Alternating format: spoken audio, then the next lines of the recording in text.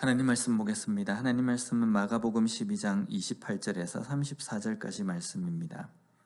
서기관 중 한 사람이 그들이 변론하는 것을 듣고 예수께서 잘 대답하신 줄을 알고 나와 묻되 모든 계명 중에 첫째가 무엇이니까? 예수께서 대답하시되 첫째는 이것이니 이스라엘아 들으라. 주 곧 우리 하나님은 유일한 주시라.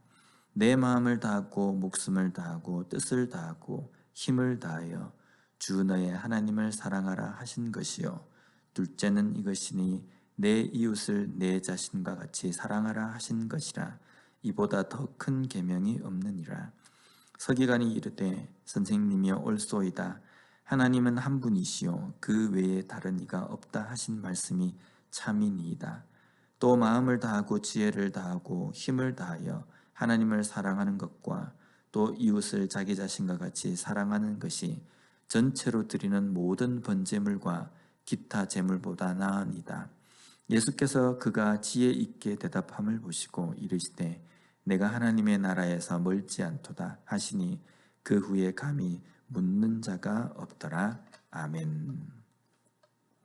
오늘 서기관 중 한 사람이 예수님께 나와서 모든 계명 중에 가장 첫 번째 계명이 무엇입니까? 라고 묻습니다. 당시 유대인들에게는요, 율법의 규정이라는 것이 약 613개의 규정이 있었습니다. 그런데 그 중에서 248개 정도 되는 그 규정은요, 반드시 지켜야 한다. 이것은 정말 중요한 것이다 라고 생각하고 무겁게 생각하는 규정이 있었고, 365개 정도의 그 규정은요, 이렇게 해야 한다라고 하지만 소극적으로 규정을 하고 이것을 덜 중요하다라고 여기는 규정으로 두는 것이 있었습니다. 그러니까 하나님께서 주시는 하나님께서 주신 율법이라는 의미보다는 그들이 만든 규정 중에서 무거운 규정도 있었고 가벼운 규정도 있었습니다. 그래서 당시 하나님의 말씀을 가르치는 랍비 선생들 중에서는요, 과연 이것이 무거운 규정이냐 가벼운 규정이냐 이런 걸 가지고 계속적으로 논란이 되고 그것을 가지고 막 서로 토론을 하고 논쟁을 벌이는 경우가 상당히 많이 있었습니다. 그렇기 때문에 지금 서기관이 와서 예수님에게 모든 율법들 중에 가장 첫 번째가 무엇입니까? 라고 묻는 것은 당연합니다. 왜냐하면 당시에 아주 큰 관심사였기 때문입니다. 그러면 모든 계명 중에 첫 번째 계명은 무엇입니까? 라고 말하는 것, 이 질문에 대해서 어떻게 생각하십니까? 우리가 성경을 읽다 보면요, 우리가 믿음 생활하는 데에 믿음에서 가장 중요한 것이 무엇일까라는 그런 고민을 하게 됩니다. 이런 고민을 하는 이유는 뭡니까? 이 중요한 것만 내가 지키면 믿음이 완성되었다, 이런 의미는 아닐 것입니다. 당시 사람들 중에서도 율법 중에 가장 첫 번째가 무엇일까라고 이렇게 생각하는 것은 이것만 지키면 다 지키는 것이 되기 때문에 이것을 어떤 것이 첫 번째인가 이것이 궁금한 것은 아니었을 겁니다. 이런 여러 가지 계명들 중에 정말 중요한 것이 무엇일까라는 어떤 그런 생각이었을 텐데요. 그런데 여기에 대해서 우리가 하나님을 믿는 것, 믿음에 대해서 가장 중요한 것이 무엇인가라고 하면 제일 중요한 것은요, 하나님을 믿는 것입니다. 신앙에 대해서 가장 중요한 어떤 계명이라고 한다면 하나님을 믿는 것입니다. 아무리 구제를 하고 선행을 하고 착하게 살았다 할지라도요, 하나님을 믿지 않으면 그것은 믿음이 아니라는 겁니다. 그러면 지금 서기관이 지금 예수님에게 모든 계명 중에 가장 첫 번째 되는 계명이 무엇입니까? 라고 묻는다고 한다면 그 대답은 무엇이겠습니까? 하나님을 믿는 것이다 라는 겁니다. 그래서 오늘 예수님께서도 보면 가장 첫 번째 되는 계명에 대해서 하나님을 사랑하라 라고 말씀하십니다.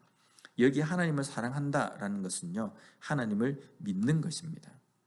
그런데 우리가 하나님을 믿는다라는 이것, 하나님을 사랑한다라는 이것이 확인이 되지 않습니다. 하나님을 믿는 것이 믿음에서 중요하고 하나님을 사랑하는 것이 믿음에서 중요하다고 한다면 우리가 하나님을 믿는 것 그리고 하나님을 사랑하는 것은 어떻게 우리가 확인이 되고 증명이 되겠습니까? 그래서 어떤 사람은요, 교회를 열심히 출석하면 이것이 하나님을 제대로 믿는 증거다라고 생각합니다. 교회에 열심히 봉사하면 이것이 하나님을 믿고 사랑하는 것이다. 이게 증거다라고 이야기합니다. 또 교회에다가 헌금을 많이 내는 것, 뭐 여러 가지 방편으로 각자 생각하는 하나님을 믿는 어떤 증거를 이것으로 삼고 행동하는 사람들이 있습니다. 물론 이런 것이 잘못되었다는 것은 아닙니다. 이것 또한 하나님을 사랑하는 그리고 하나님을 믿는 증거가 될 수 있습니다. 그런데 가장 중요한 것은 무엇이냐면요, 하나님을 사랑하고 내가 하나님을 믿는다라고 했을 때 어떤 증거가 드러나야 되는지 요한일서 4장 20절 말씀에 보면 이렇게 말씀합니다. 누구든지 하나님을 사랑하노라 하고 그 형제를 미워하면 이는 거짓말하는 자니 보는 바 그 형제를 사랑하지 아니하는 자는 보지 못하는 바 하나님을 사랑할 수 없느니라. 그리고 21절에는요, 우리가 이 계명을 주께 받았나니 하나님을 사랑하는 자는 또한 그 형제를 사랑할지니라. 아멘. 하나님을 사랑하는 자는 그 사랑하는 증거가 나타납니다. 어떻게 나타나냐면 눈에 보이는 형제를 사랑하는 것으로 나타난다는 겁니다. 어떻게 눈에 보이는 형제를 사랑하지 않고 눈에 보이지 않는 하나님을 사랑한다고 이야기할 수 있느냐? 여기 중요한 것 한 가지는 21절에 나오는 것처럼 우리가 이 계명을 주께 받았다라는 겁니다. 하나님께서 우리에게 주신 계명 중에는 하나님을 사랑하는 것, 이웃을 사랑하는 것이 있다. 그러면 하나님을 진정으로 믿고 사랑하는 사람은 하나님께서 우리에게 주신 그 계명을 소중하게 생각하고 그 계명대로 살아가려고 한다는 겁니다. 그 계명대로 살아가는 것이 무엇입니까? 하나님을 사랑하는 자, 하나님의 계명을 온전히 붙들고 그 계명대로 살아가려고 하는 자는 눈에 보이는 형제, 눈에 보이는 가족, 이웃을 내 몸처럼 사랑하는 사람이라는 겁니다. 이것이 우리의 삶 속에서 하나님을 믿고 하나님을 사랑하는 증거라는 겁니다. 이것은 누구의 이론도 아니라 성경에서 말씀하신 증거입니다. 나는 하나님을 사랑합니까? 나는 하나님을 믿습니까? 그러면 그 증거가 지금 우리의 삶 속에서, 나 자신의 삶 속에서 나타나고 있습니까? 내 형제를, 내 지체를, 또한 이웃을, 부모를 정말 내 몸처럼 사랑하고 있습니까? 만약 그렇지 못한 삶을 살고 있다고 한다면요, 하나님을 제대로 사랑하지 않는 삶을 살고 있다는 겁니다.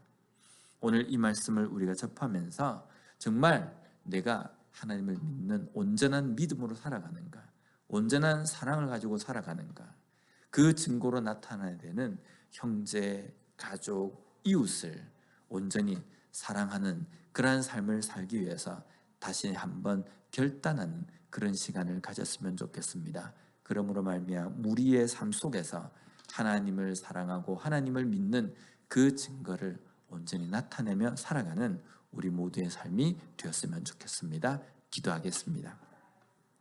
하나님, 오늘 말씀을 통하여서 다시 한번 하나님을 믿는, 하나님을 사랑하는 증거가 무엇임을 깨닫게 해주시니 감사합니다.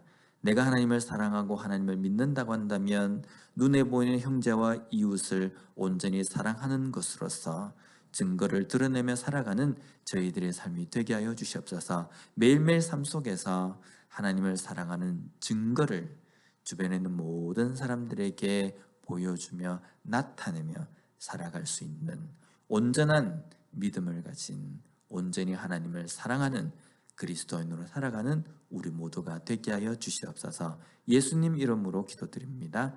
아멘.